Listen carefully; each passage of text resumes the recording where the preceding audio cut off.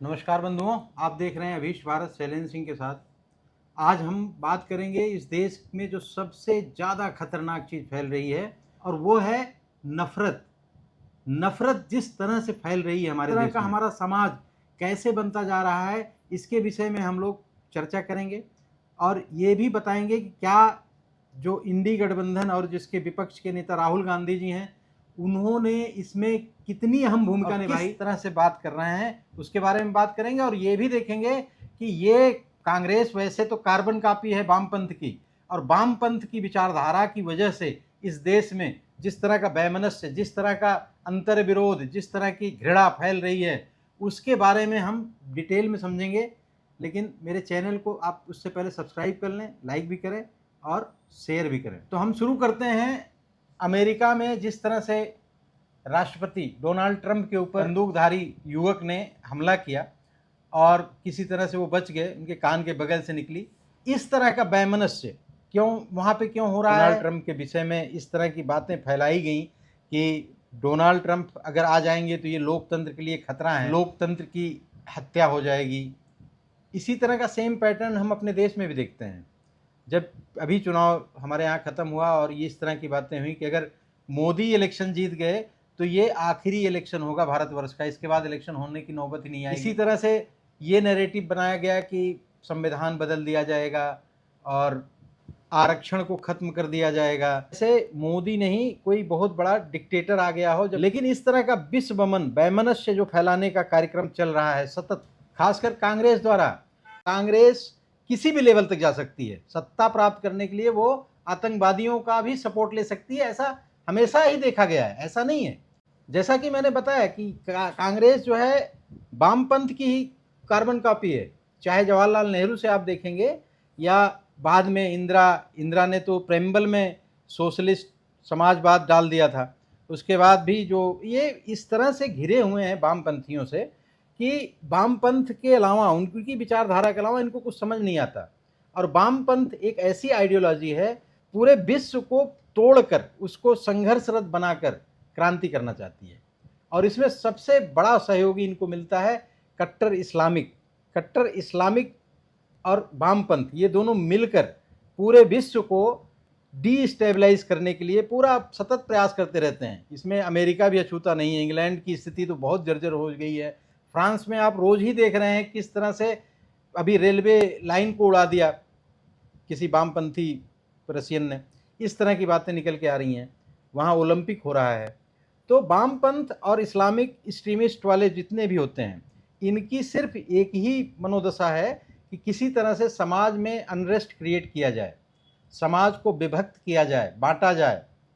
और इनकी सबसे बड़ी पूंजी जो है, इनके दो बहुत बड़े हथियार हैं। इनका सबसे बड़ा हथियार है सफ़ेद झूठ बोलना।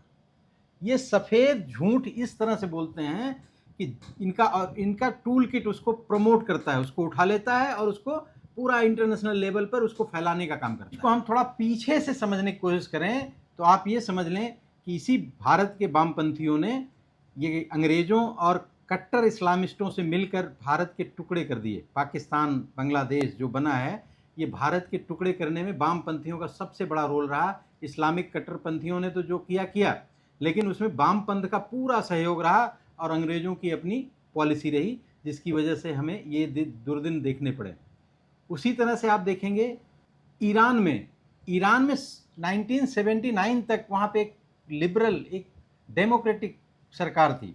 वहाँ पे विकास के पथ पर बहुत तेज़ी से बढ़ रहा था ईरान बहुत खनिज पदार्थ से संपन्न देश है, लेकिन इन्हीं वामपंथियों ने, इन्हीं कट्टरपंथी इस्लामियों को साथ लेकर वहाँ मुल्ला मौलवियों की एक शरिया की सरकार बना दी, वहाँ शरिया कानून लागू करवा दिया। और आज उसकी स्थिति देख लीजिए किस तरह से बर्बाद होता जा रहा है ईरान। ये बात और है कि ये वामपंथियों को बाद में जूते भी पड़ते हैं। ईरान से भी इनको मार के भगा दिया गया और पाकिस्तान में भी इनकी अब कोई वामपंथी नहीं बचा है, सबको ऐसे ही लात मार के भगा दिया जाता है। जहाँ शरिया कानून या इस्लामिक राज्य है, वहाँ वामपंथियों को कोई स्थान नहीं है।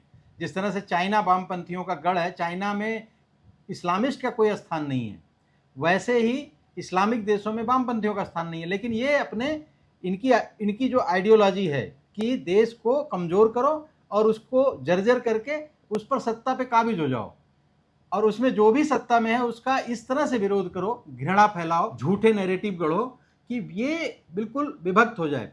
अमेरिका में यही किया इन्होंने, इस तरह से माहौल बनाया कि डोनाल्ड ट्रंप आएंगे तो वहाँ पे लोकतंत्र समाप्त हो जाएगा। जो भारत में इन्होंने किया, मोदी के खिलाफ किया इन्होंने, दुनिया भर के नैरेटिव गढ़े और दुनिया भर के झूठे नैरेटिव गढ़े, तो उसका तत्कालिक फायदा भी मिल जाता है। थोड़े बहुत अंतर से देखिए सीटों का कुछ अंतर आ भी गया, लेकिन दूरगामी परिणाम, दूर तक ये सब नैरेटिव चलते नहीं हैं। सोशल मीडिया का ज़माना है, पता चल जाता है लोगों को कि था क्या। लेकिन एक बार गलतफहमी, एक अनरेस्ट समाज में क्रिएट होती है जिसका दुष्परिणाम पड़ता है।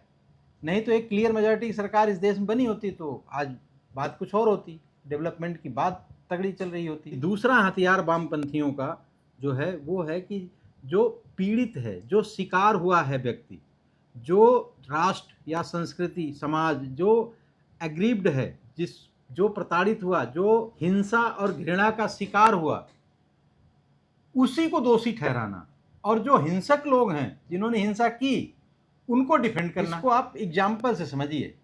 जिस तरह से भारत में 2008 में बॉम्बे ताज अटैक हुआ था, 4-5 जगह अटैक हुए, उसमें किस तरह से यही कांग्रेस, दिग्विजय कुमार और वामपंथ के इनके जो टूल किट हैं ये मिलके किस तरह से एक भगवा आतंकवाद का नैरेटिव बढ़ा, किस तरह से ये बताया कि ये आरएसएस की राजनीति है, आरएसएस की ये षड्यंत्र है, आरएसएस ने अटैक कराया। वो आतंकवादियों को कलावा पहन के बुलवाया गया था। अब सोच लीजिए कितना बड़ा इनका सिस्टम, कितना बड़ा टूल किट है कि किस तरह से ये मैनिपुलेट करते हैं चीज़ों को। और ये दिखाने की कोशिश किया कि ये पाकिस्तान के आतंकवादियों ने घुसकर ये कांड नहीं किया, बल्कि भारत में बैठे हुए आरएसएस के लोगों ने और आरएसएस की एक सोची समझी रणनीति के तहत ये मुंबई में कराया गया है। इस लेवल तक का ये झूठा नैरेटिव, और किस तरह से जो एग्रीव्ड है, जो दोषी है, जो एक हेमंत करकरे जिसमें मारे गए, उनके बारे में भी अनाप शनाप बोलते थे ये लोग। इसी तरह से अमेरिका में भी 9/11 जब हुआ था 2001 में, तो ट्विन टावर पे जब पूरा बहुत सारे लोगों की मार दिया, जहाज लड़ा दी थी और पूरा कई 4 जगह अटैक किया था उन्होंने, उसमें इन वामपंथियों ने ये नैरेटिव फैलाने की कोशिश की कि ये बुश प्रशासन की योजनाबद्ध तरीके से एक योजना बना के इस तरह से अटैक कराया है। उन्होंने वहाँ भी इस्लामिक आतंकवादियों को बचाने का भरसक पूरा प्रयास किया, नैरेटिव तो बनाने का पूरा काम किया। इस लेवल तक की गंदी मानसिकता है वामपंथियों की, जिसके कब्जे में कांग्रेस फंसी हुई है, जकड़ी हुई है पूरी तरह से। यहाँ तक कि प्रधानमंत्री मोदी का 2014 में जब पटना में वहाँ पे मैदान में जब वो बम ब्लास्ट हुआ था, इनकी रैली थी उस दिन, उस समय कांग्रेसियों ने ये कहा कि ये तो इन्होंने प्रायोजित करके ये बम ब्लास्ट कराया है। यहाँ तक कि जब एक प्रधानमंत्री जब पंजाब दौरे पे जा रहे थे, और आपको पता है किस तरह से उनके काफिले को रोक दिया गया था और बिल्कुल अनरेस्ट क्रिएट हो गया था, तो ये मुख्यमंत्री था उस समय, चरणजीत सिंह चन्नी, इसने कहा कि ये प्रधानमंत्री की सुरक्षा व्यवस्था देना हमारा काम थोड़ा ना है, तो ये तो बॉर्डर सिक्योरिटी फोर्स बीएसएफ का काम है।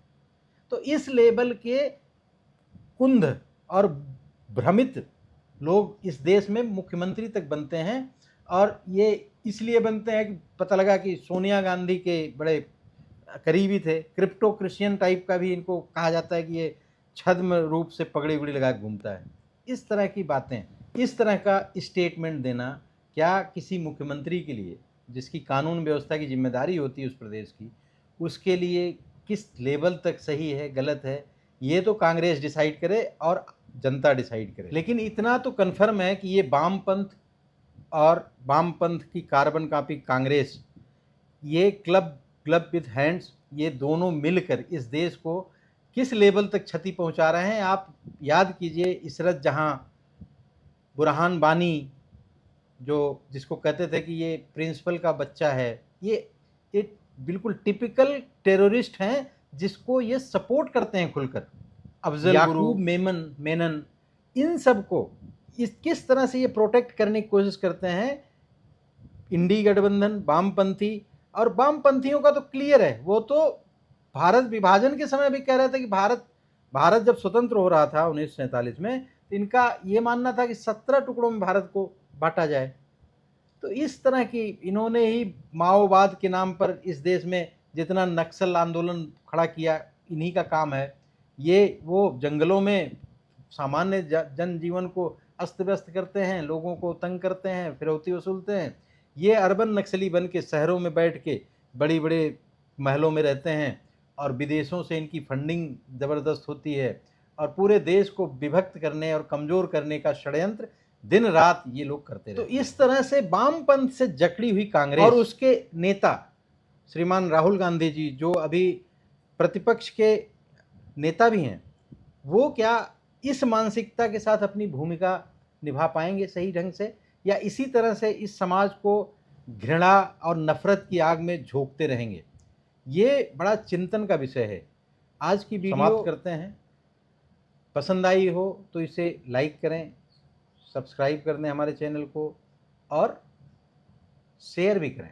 धन्यवाद। वंदे मातरम बंधुओं, नमस्कार।